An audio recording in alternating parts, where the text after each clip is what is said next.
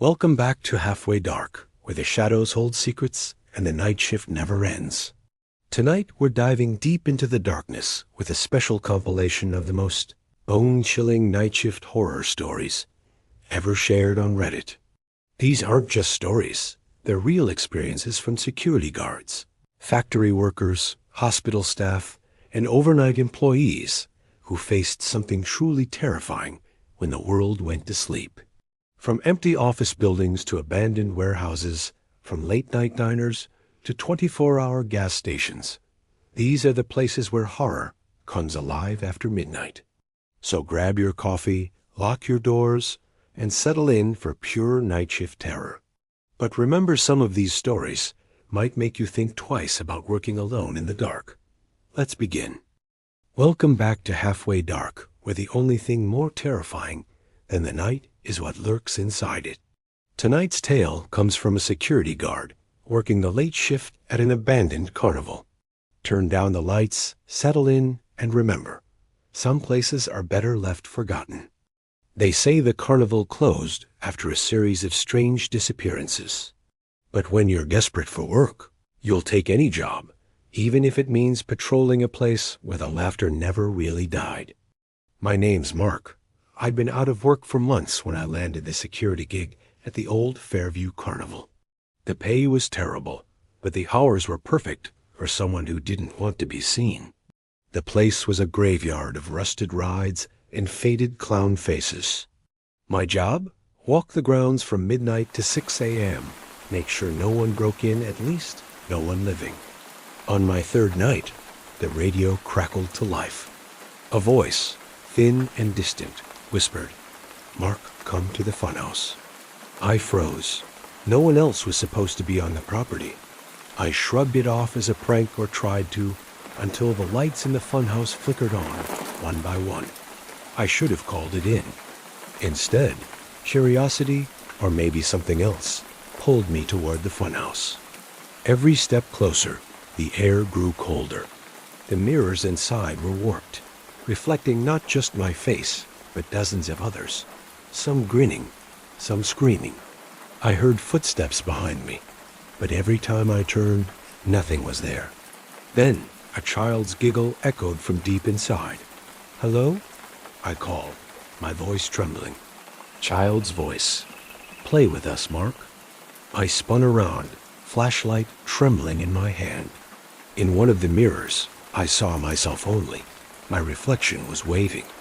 I wasn't. The mirror Mark stepped forward, pressing his hand to the glass. I felt a cold pressure on my own palm. Suddenly, the lights died. Total darkness, except for the glow inside the mirrors. I stumbled backward, but the maze had changed. Every turn led me deeper, the laughter growing louder. Shadows darted just out of sight. I saw flashes of faces missing posters from the carnival's final year. One by one, their eyes opened in the glass. Watching me, I ran, heart pounding, slamming into mirrors, desperate for an exit. A door appeared ahead exit, painted in dripping red. I burst through, gasping only to find myself back at the entrance. But the funhouse behind me was gone. In its place, a row of mirrors, each one showing a different version of me, some older, some younger, all terrified. I quit the next morning.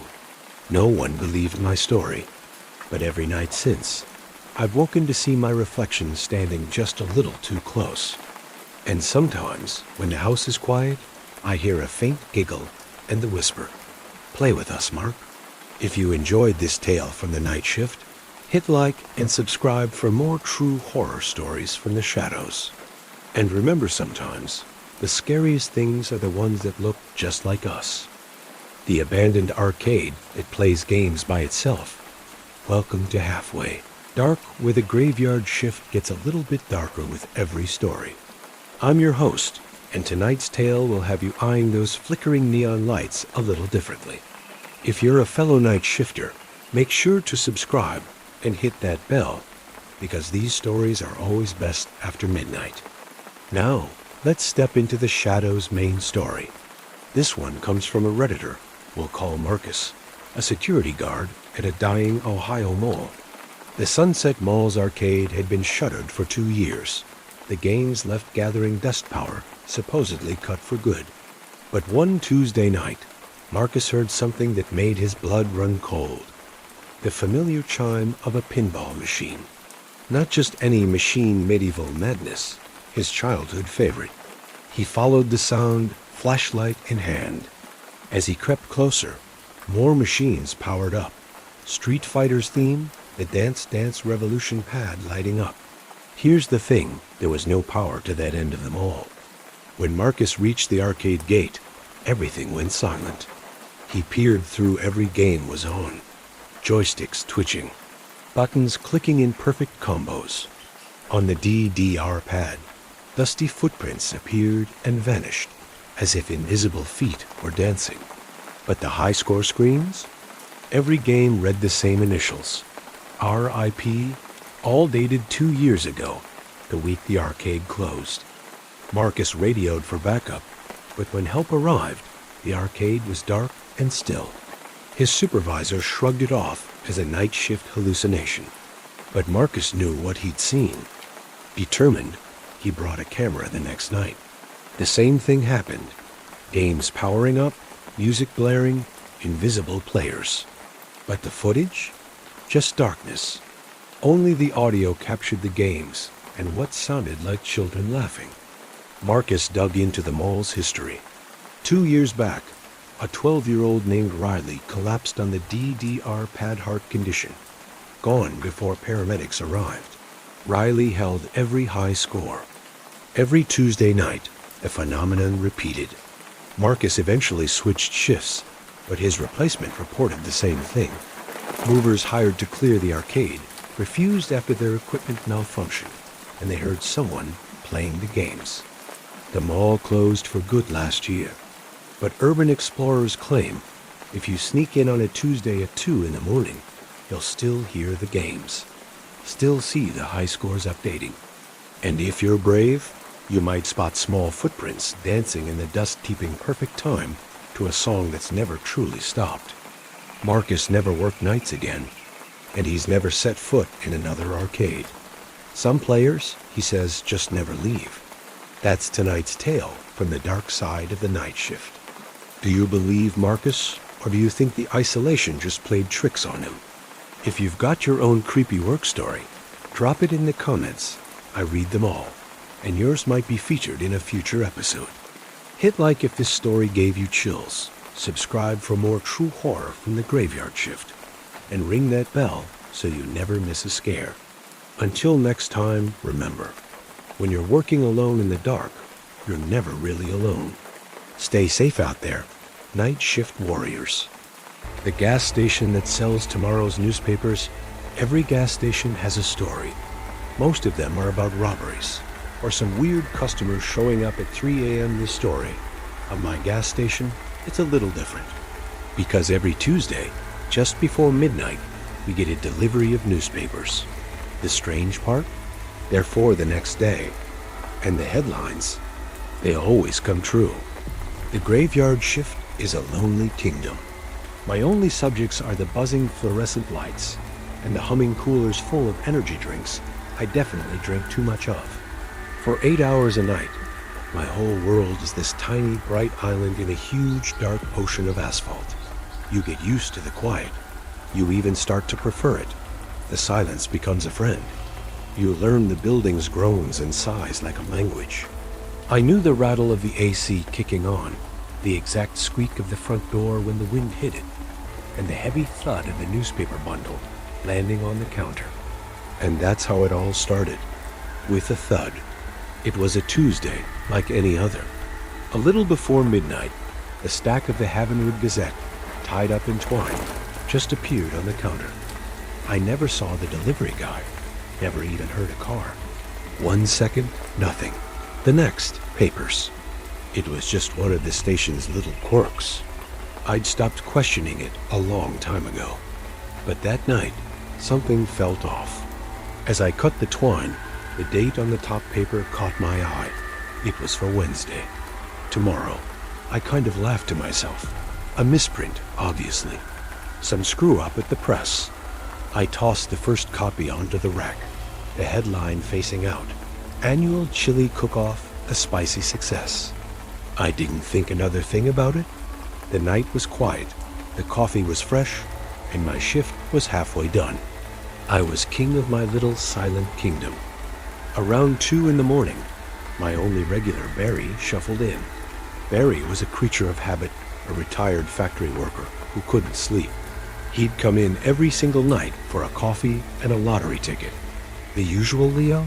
he asked, his voice all gravel. "You know it, Barry." I poured his coffee while he made his way over to the lottery machine. "Ah, what the heck," he mumbled to himself. "Give me one of those lucky 7 scratch-offs, too." I handed him the ticket. He sat at the wobbly little table by the window and started scratching away with a penny. I went back to wiping down the counter, the drone of the coolers the only sound in the store. A few minutes later, Barry let out a low whistle. "Well, I'll be," he said, his eyes wide as saucers. He held up the ticket. $500. Leo, can you believe it? An ice-cold chill shot right down my spine. I looked from the winning ticket in his hand to the stack of newspapers on the counter. My hand was actually trembling as I grabbed one and unfolded it. I scanned right past the chili cook-off, my eyes jumping over the local news until I found it. It was a tiny, stupid filler article at the bottom of page 3. The headline was simple: "Local man wins $500 on scratch-off at Route 6 Gas and Go." My blood went cold. It couldn't be a coincidence. It had to be.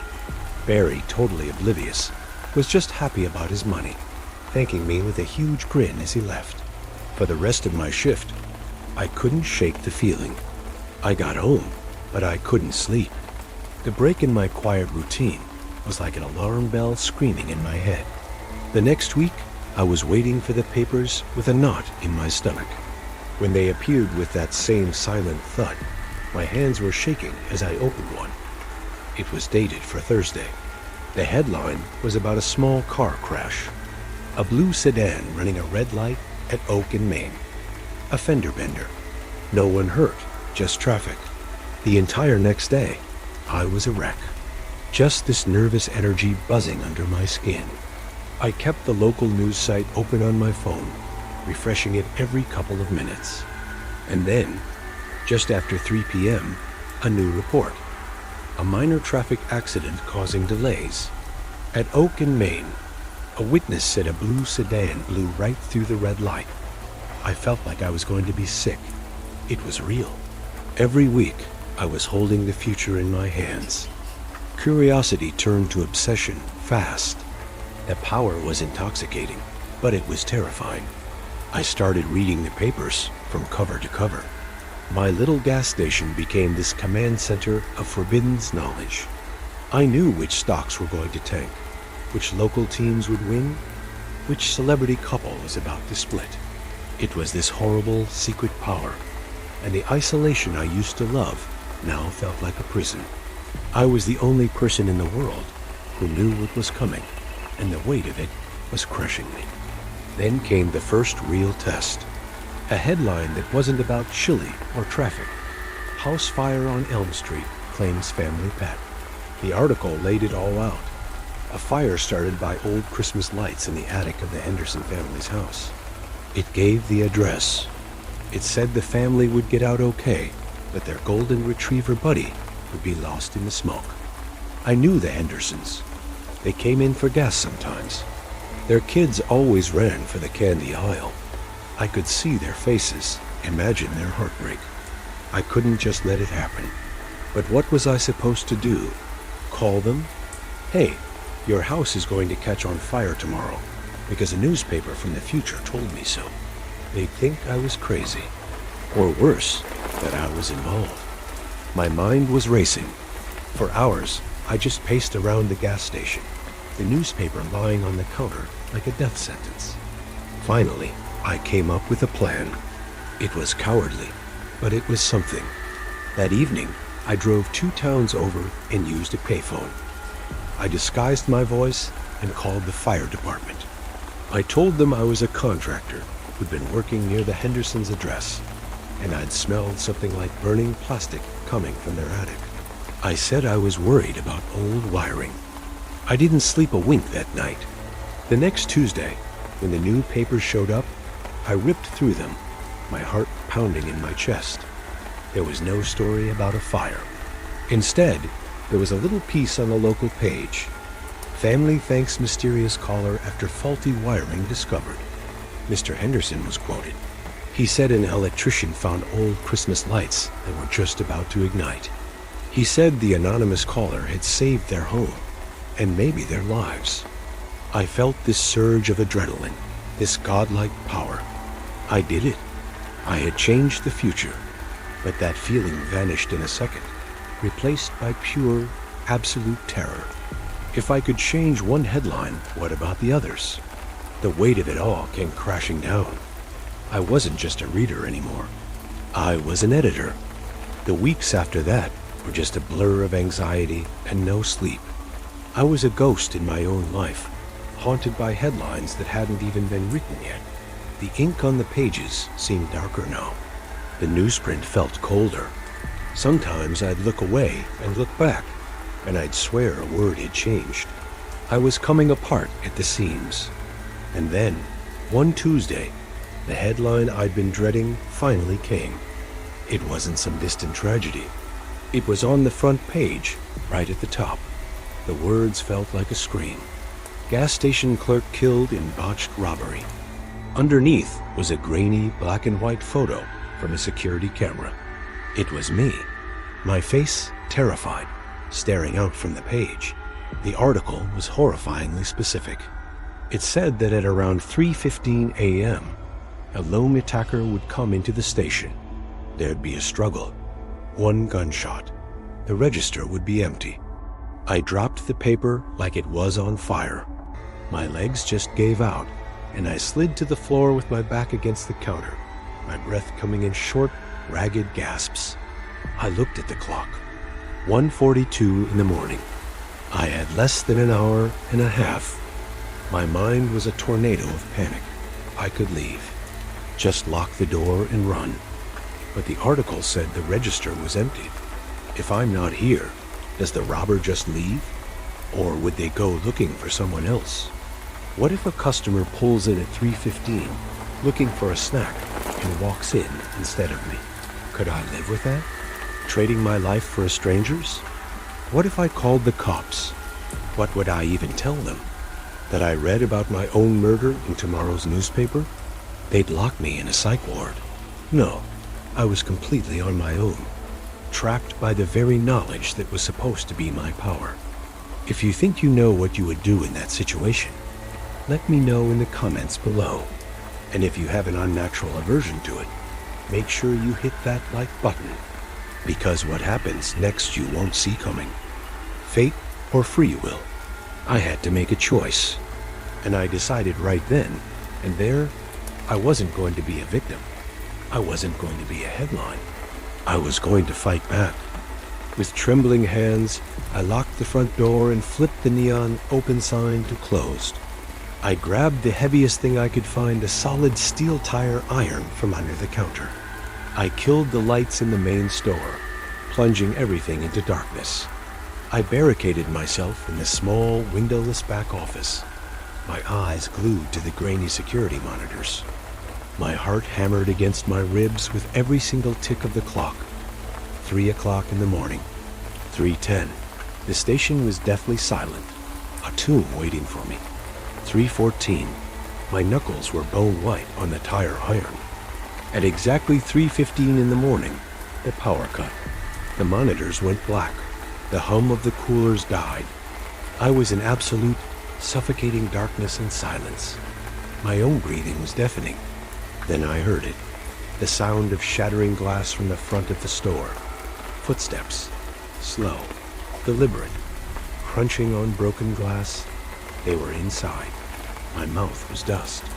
The footsteps crept through the aisles, moving with a terrifying confidence. They were coming for the back office. The doorknob rattled. Then a heavy slam against the door, and it burst open. A dark figure was silhouetted in the doorway. I didn't think. I just reacted.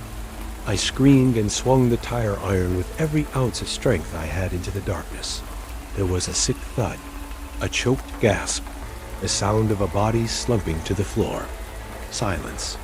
A second later, the emergency lights flickered on, casting a dim red glow over the room. Lying on the floor wasn't a masked robber. It was Barry.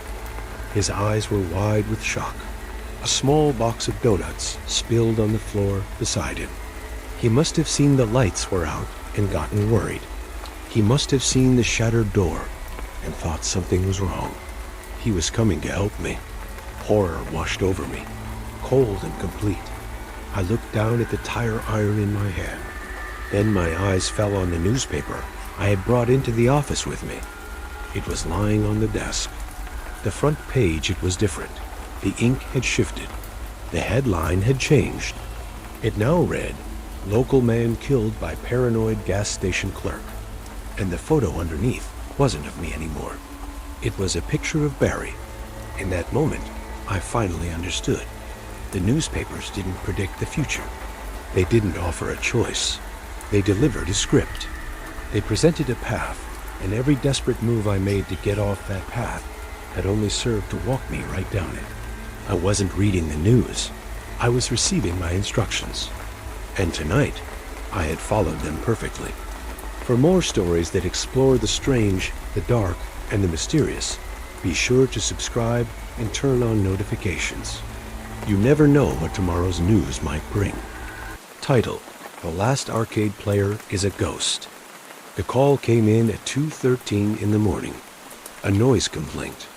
The dispatcher sounded tired, but I could hear a little smile in her voice. A shuttered mall gets its share of weird calls, but this was a new one. How, she asked. Could a dead arcade be making a racket? I didn't have an answer. I'm just the guy they pay to check on these things.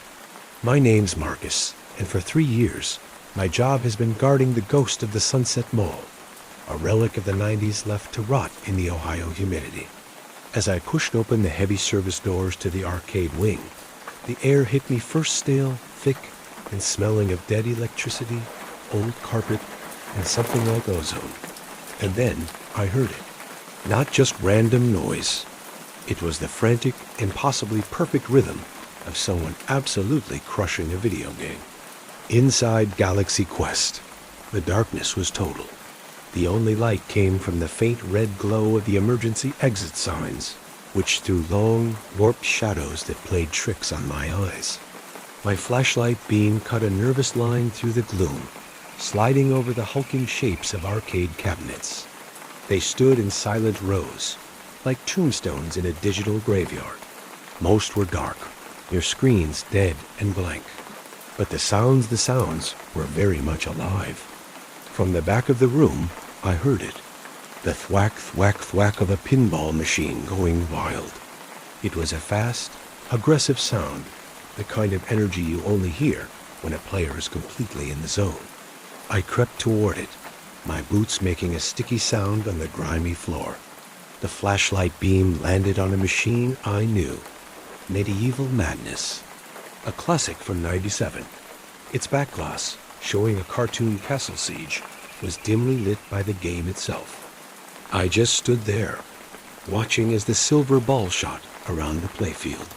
The flippers, with no one touching them, fired with inhuman precision. They caught the ball every single time, launching it up ramps and into bumpers. The score on the digital display just kept climbing, ticking past 1 million, then 2. It was a flawless, perfect game, played by absolutely no one. When the last ball finally drained, the machine went quiet and the high-score screen lit up the darkness. In first place, with a score I knew was impossible, were 3 glowing letters.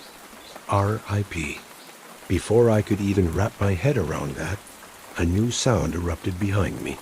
The unmistakable crack of Hadoukens and sonic booms. I spun around, my light landing on a Street Fighter II cabinet that was dark just seconds ago. The screen was alive. Rue and Guile were locked in a brutal fight. a blur of perfect combos and special moves. This wasn't a demo mode. Demo modes are slow, clumsy, meant to lure you in. This was a masterclass. The fight ended. Ken won. And then the high score table flashed on the screen. Again, the top spot was claimed by RIP. A cold feeling started to spread through my chest, colder than the stale air in the mall.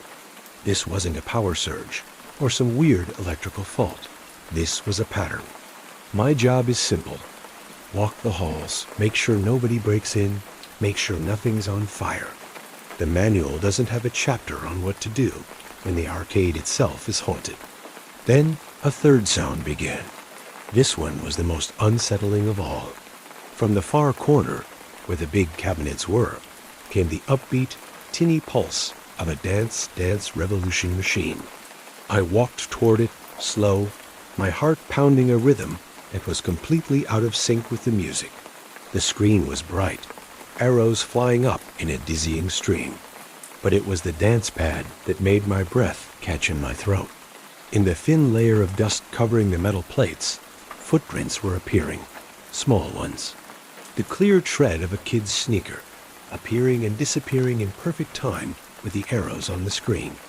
A phantom dance, performed for an audience of one. Seeing those dusty footprints just appear out of nowhere broke something in my head.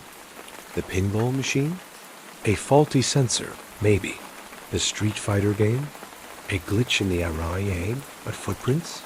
There's no electrical explanation for footprints. My mind was scrambling for a logical answer. A squatter? Some kid who'd been hiding in here for years? It didn't add up. The arcade's main power was cut to the breaker 2 years ago.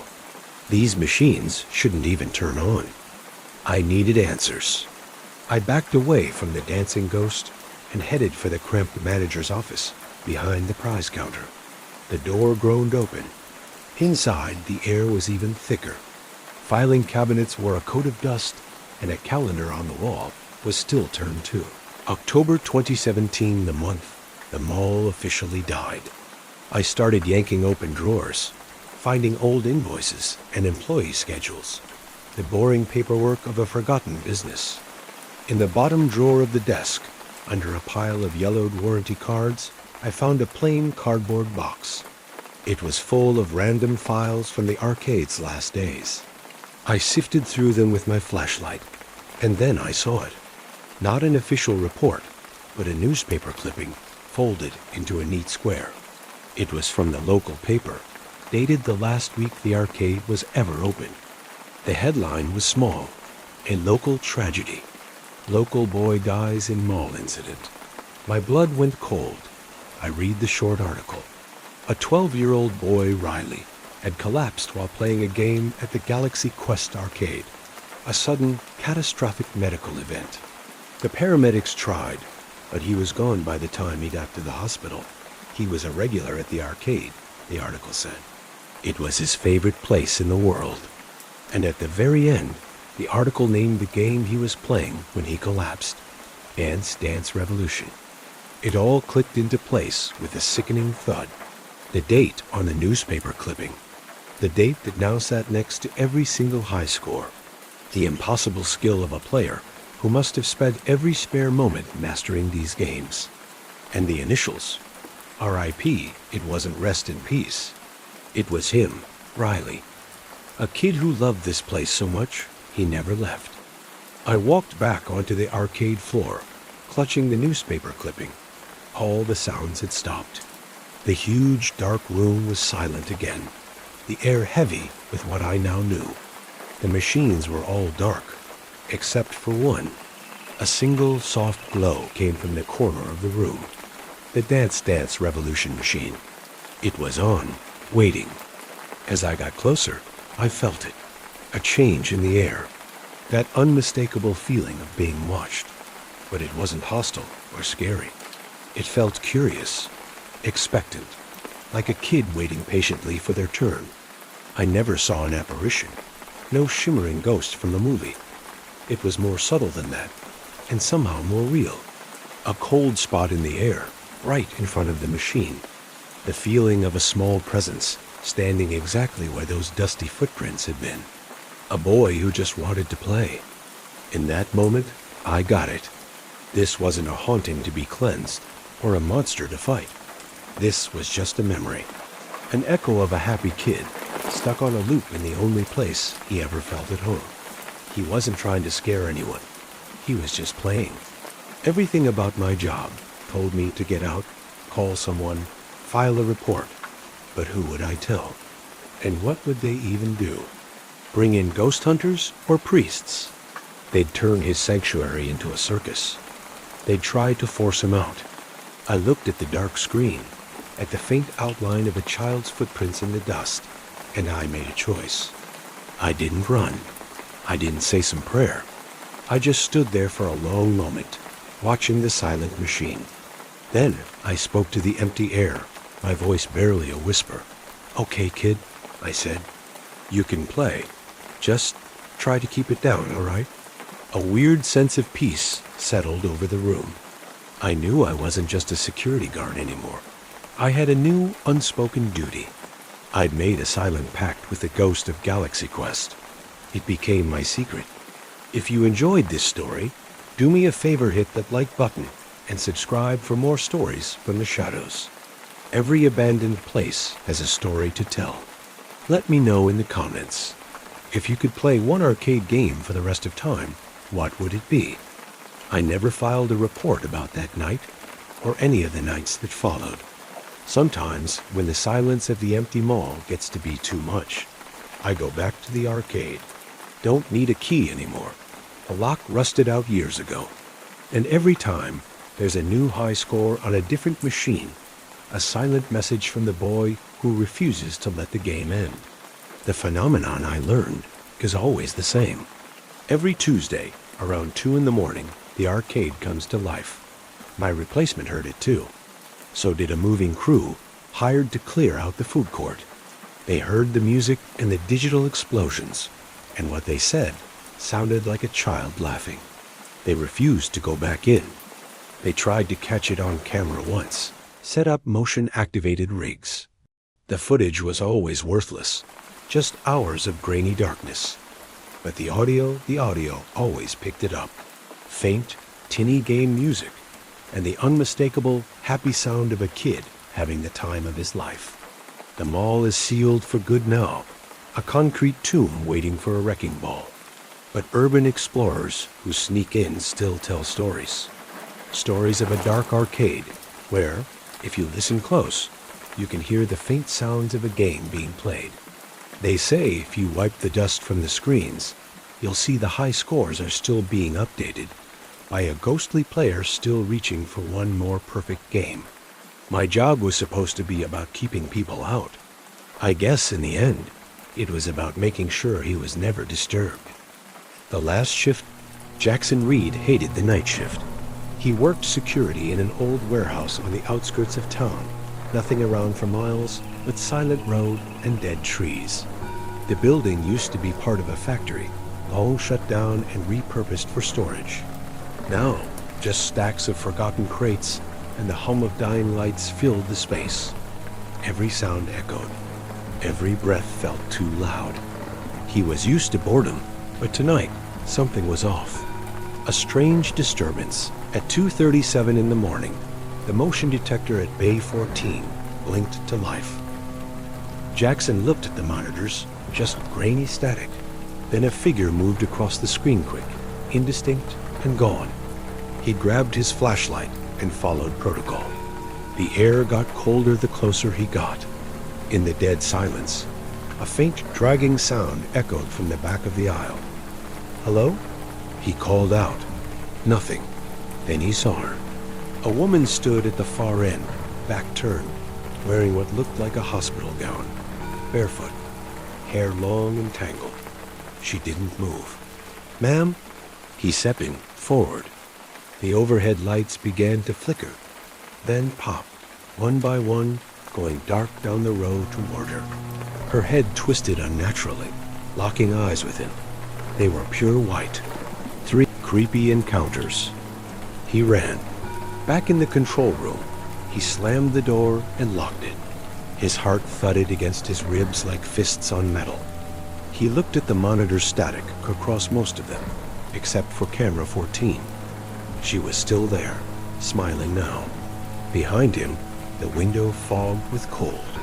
A handprint appeared on the inside of the glass. He spun around, no one. Jackson realized this was more than a prank or hallucination. Something supernatural had made its way inside, and it wasn't leaving. Searching for answers. Desperate for an explanation, Jackson scoured the warehouse's ancient computer logs. Hidden deep in the archive was a file marked Incident 1994. A patient had escaped from a nearby mental facility and wandered into the factory that once stood here. She vanished, presumed dead, though no body was ever recovered. The warehouse had been built on top of the ruins. She had never left. Supernatural isolation. For the rest of the shift, Jackson saw her always out of the corner of his eye, sometimes reflected in metal panels, sometimes behind him in the monitor feed. He heard whispers, echoes of voices that didn't belong to him. Every time he tried to leave, he found a wall where a door should be. The exits were gone. The building was shifting. He was no longer in the world he came from. The unexpected twist at dawn, the static on the monitors cleared. He saw himself on screen, standing, silent, smiling. But Jackson was seated at the desk, or so he thought. When he looked in the mirror, the face staring back wasn't his. The eyes were too pale. The smile was wrong. He touched his face. No reflection. He had already been taken, replaced. The cycle continues a week later. The company hired a replacement. Dennis, the new night guard, rolled his eyes at the stories. Ghosts, please? On his second night, he saw a figure on camera 14. A man in a uniform, staring, smiling. Then it vanished. But in the corner of the screen, something moved. A woman, barefoot, and the lights began to flicker.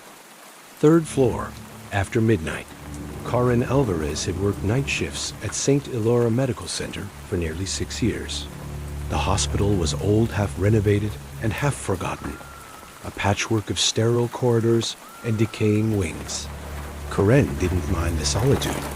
No patients, fewer doctors, and just enough to do as an overnight records clerk to keep her awake. But the worst part was the third floor. Not because of what happened there, because of what didn't. It had been closed for years. No lights, no maintenance, nothing. It was sealed off after a fire back in the early 2000s. Yet every few weeks, the elevators would ping open on their own, showing 3 on the digital display, always around 3:15 in the morning. Staff joked about it night shift horror stories, creepy nurse folklore, ghosts of discharged patients and all that. Karen laughed too, until one night, the elevator doors opened and she heard someone whisper her name. It started subtly. First, files from long-deceased patients began appearing in her system with recent timestamps. She'd tried to delete them, but they'd reappear 10 minutes later, marked active. Then came the voices over the intercom, barely audible, like someone calling for help on a broken radio. Whenever she reported it, the techs found nothing wrong. On a Wednesday, just past 3 a.m., she passed by the central elevators and heard soft breathing. The doors slid open. Third floor. No one inside. Just the smell of smoke and antiseptic. Karen stepped back. The elevator remained open for a solid 30 seconds, long enough for her to feel the air around her shift. Something was waiting. The next night, Karen arrived early. She brought salt and a rosary, joking to herself about being paranoid. Still, she wore it around her neck like armor. At 3:17 a.m., the elevator chimed again. Third floor. This time, she felt compelled, as if her body responded to a command her mind couldn't hear. The air grew heavier the closer she got. Her breath hitched as she peeked into the elevator. Empty, but dim overhead lights flickered inside. She stepped in. As soon as the doors closed, her badge scanner and phone died simultaneously. The elevator shuddered and began to rise. It stopped not on the third floor, but somewhere between. The number on the panel glitched. When the doors opened, Karen stepped into a corridor she didn't recognize. The layout was familiar, but wrong. Walls blistered with mold. Fluorescent lights buzzed overhead, flickering in a slow rhythm like a dying heartbeat. And the silence complete and unnatural, as if sound had been sucked out of the air. She turned, but the elevator was gone. Just a blank wall behind her. On the left, a series of patient rooms with open doors.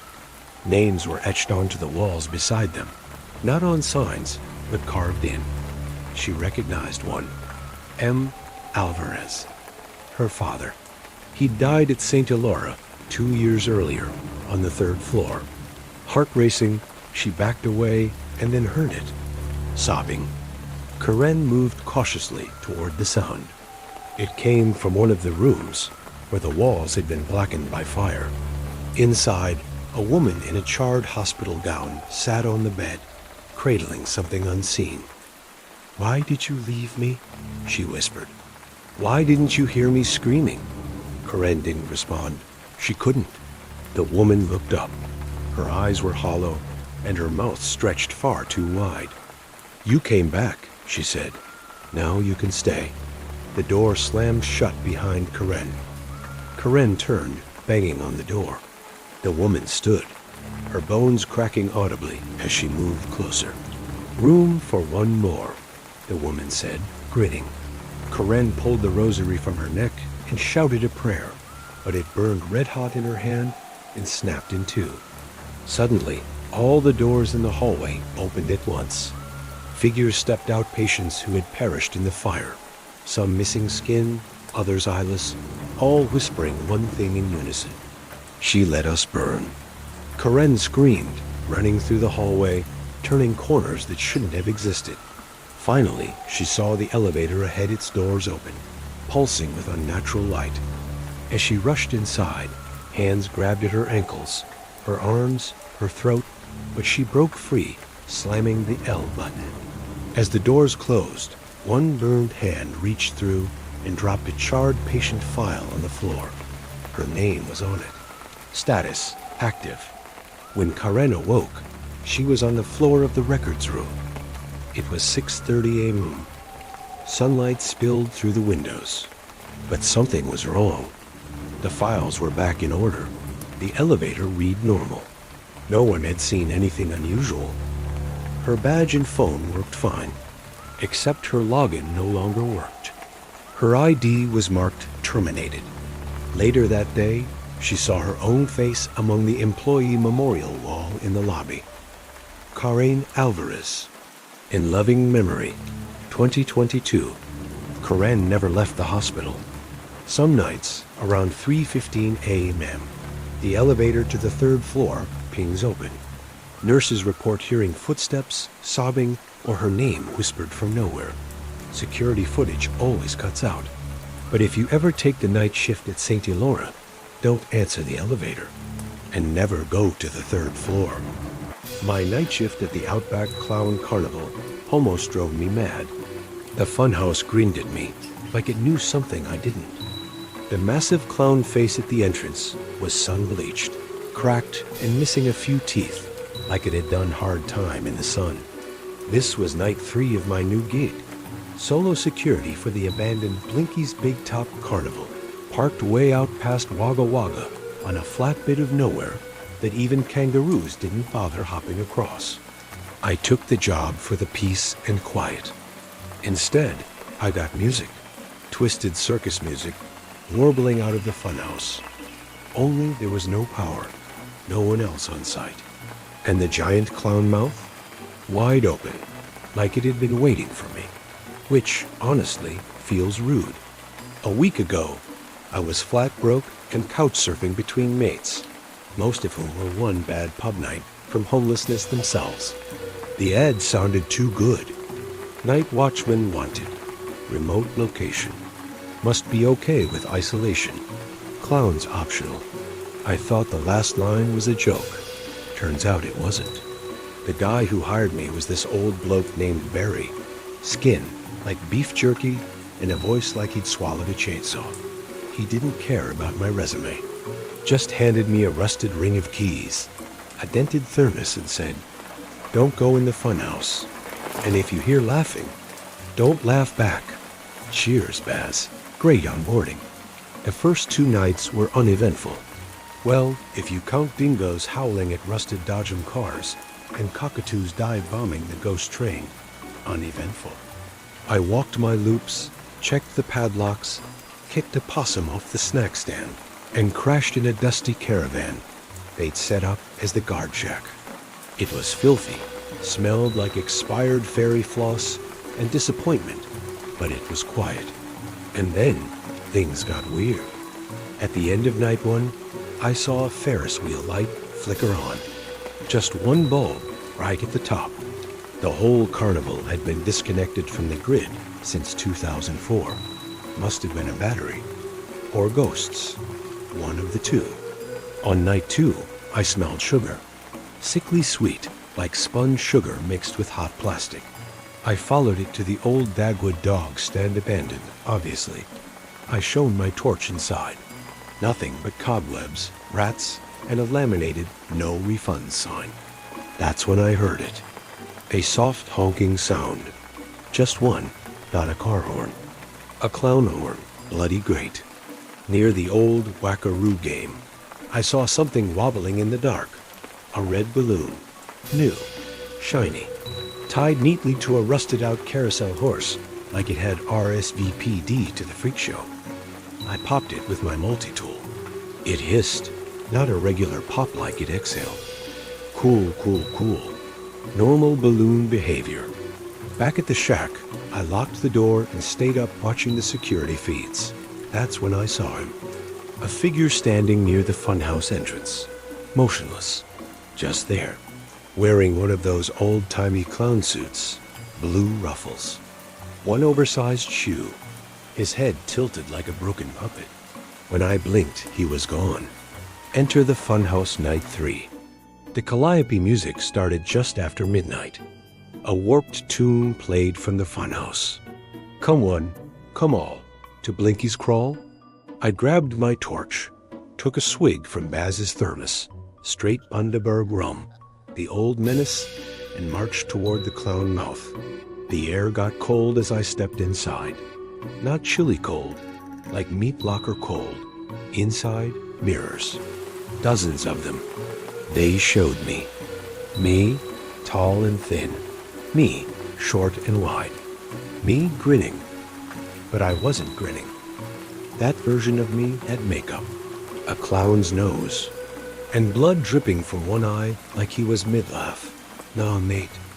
Encounters in madness, I pushed deeper. The floor creaked like it was alive. Then came the clowns. Not people in suits. Things. One had no face, just a painted-on grin and a dozen gloved hands sprouting from its back. It crawled across the ceiling like a daddy longlegs on meth. Another one, huge, fat, and barefoot, shuffled out of the dark with a voice like an ice cream van speaker. Oi, reckon you'd scream different if we turned you inside out. A third clown just stared at me from a mirror. He was holding a sausage roll. It was bleeding. He took a bite and whispered, "Flaky mate, you want some?" I ran. The exit every hallway twisted in on itself. I kept ending up back at the same grinning mirror. Eventually, I saw light a spinning barrel that marked the exit, but there was someone in it. Tall, lanky, all limbs. It had a balloon for a head and wore a sash that said, Employee of the Month. I backed up. Behind me, mirrors. My reflections all stared, and one of them, only one, waved. Then the laughter started. Dozens of voices, giggling, shrill, low, echoing. The clowns weren't just in the funhouse. They were in my head. I charged through the hallway, slammed into a panel, and fell out into the night air like a dropped pie. Everything was quiet again. Stars overhead. dust in my lungs. I didn't stop running until I hit the front gate, kicked it open, and dove into my ute. I drove for 2 hours, past roofs, empty roads, and one very suspicious emu, until I saw lights again. I never called Barry, never asked for my pay. I just kept driving. That was 3 months ago. I live in Sydney now. Bright lights, people, reality. But sometimes, late at night, when the street's quiet and my hallway's dark, I hear it. That tune, soft, twisted, inviting. And when I check my mirror, sometimes I see him, the one with my face, grinning and holding that same bleeding sausage roll. If you've ever been to an abandoned Aussie attraction and felt watched, you might have been near Blinky's. Subscribe to Halfway Dark for more horror that lives in the dark. And if you've got your own freaky Aussie tale, drop it in the comments.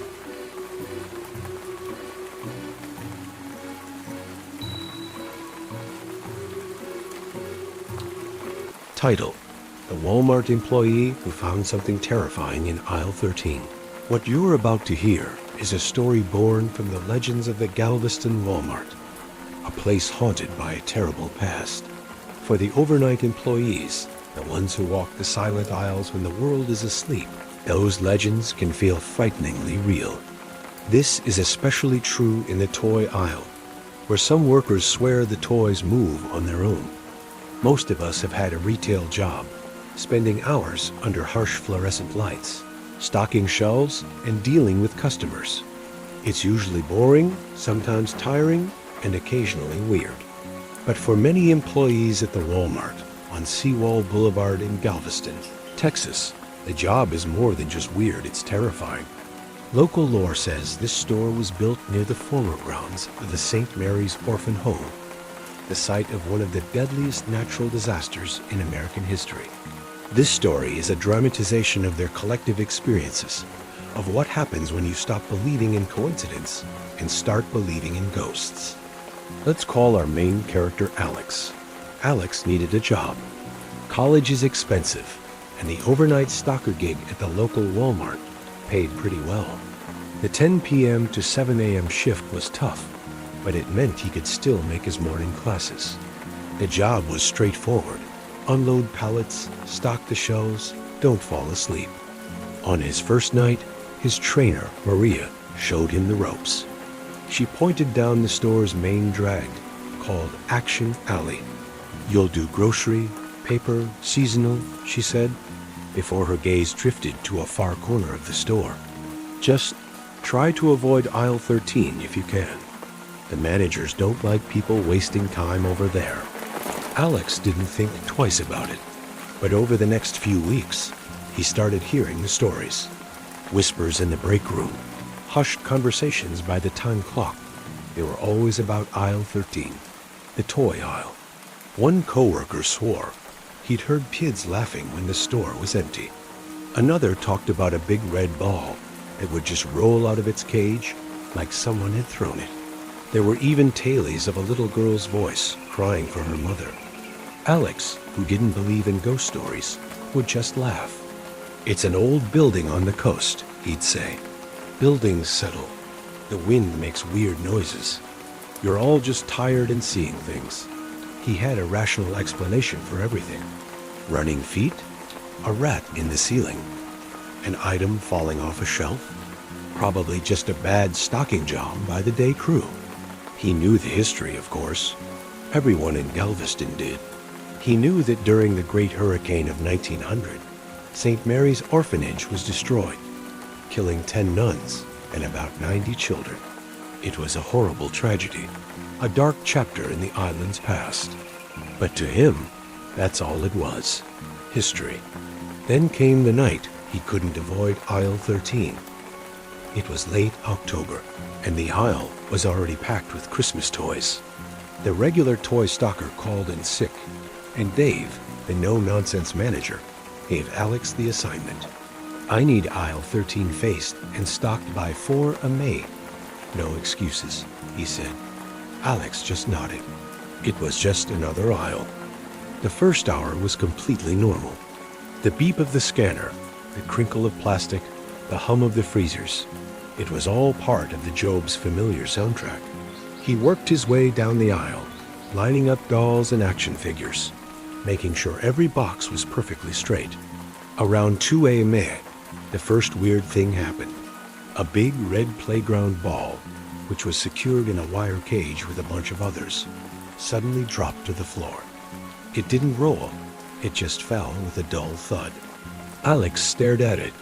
That was ... odd. He picked it up, shoved it back in the cage, and double-checked the latch. It must have been barely hanging on. He went back to work. Minutes later, he heard a faint giggle. He froze, hand hovering over a box of Legos. He looked up and down the aisle. Nothing. Just tired, he muttered. But then he felt a pocket of intense cold, like someone had opened a freezer right beside him. He saw his own breath hang in the air for a second, before the feeling vanished. A real chill, not from the AC, crawled up his spine. The feeling of being watched was overwhelming. He kept glancing over his shoulder, expecting to see his manager, but he was completely alone.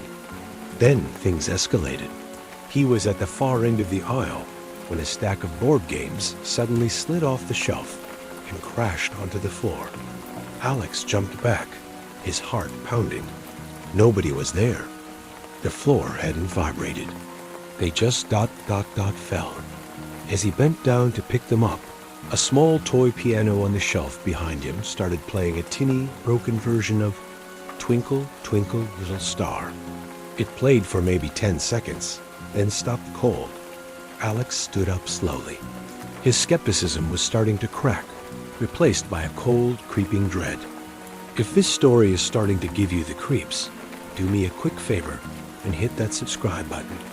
You're not going to want to miss what happened when Alex decided to confront whatever or whoever was in that aisle with him. Every nerve in Alex's body was screaming at him to get out of there, find his manager, and go home. But some stubborn, logical part of him refused to let him. He was going to finish the job. He tried to explain it all away. A pressure change, faulty wiring in the toy. There had to be an answer. He turned his back on the toys and started breaking down empty cardboard boxes, his movements fast and jerky. That's when he heard it, the sound that would stick with him for years. Bounce, bounce, bounce. It was the sound of a rubber ball on linoleum, coming from the other end of the aisle. He peered down the long corridor of toys, his eyes straining. Nothing. There was no ball. But the sound kept going, slow and deliberate. Bounce, bounce, bounce. And it was getting closer. Sheer panic took over. This wasn't the building. This wasn't the wind. He grabbed his scanner, ready to bolt. And as he turned, it felt like the whole aisle exploded. Dozens of electronic toys switched on at once. A toy fire truck wailed. A talking doll with dead plastic eyes started laughing. A horrible, maniacal sound. Toy cell phones rang with shrill, electronic chirps. It was a wave of terrifying, manufactured joy in the dead of night. He was frozen, trapped in the noise and flashing lights. Then he heard something else underneath it all. A human sound. Faint, disembodied crying. Not just one child, but several. A chorus of pure sorrow that seemed to come from the walls themselves. And then, right next to him, a toy phone on the shelf crackled. A single clear whisper cut through the chaos. It was the voice of a little girl. "Mama?" she asked, her voice full of fear and confusion. Alex's blood ran cold. The history he'd brushed off slammed into him. The hurricane, the orphanage, the stories told of how the nuns, in a desperate act, tied the children to their waists with clothesline to keep them from being swept away, a gesture that proved futile against the storm. Their bodies were found together, a testament to the tragedy. He wasn't just in a haunted Walmart. He was on ground soaked in unimaginable grief. The laughing, the crying, the little girl calling for a mother who could never answer. was all real. The legends were true. Alex didn't scream. He couldn't. The sound was stuck in his throat. He dropped his scanner and he ran. He sprinted down aisle 13, past the laughing dolls and flashing lights, not daring to look back. He flew down the action alley, past pallets of soda and cereal, and didn't stop until he burst through the doors of the break room. He collapsed into a chair, shaking and gasping for air. A few minutes later, Dave, his manager, walked in with a cup of coffee. He took one look at Alex's pale, terrified face and just sighed. He didn't look surprised. He didn't ask what was wrong. He just took a slow sip of coffee and said, "You worked aisle 13 tonight, didn't you?" That calm, knowing question was somehow more terrifying than anything else. It was proof. He wasn't crazy.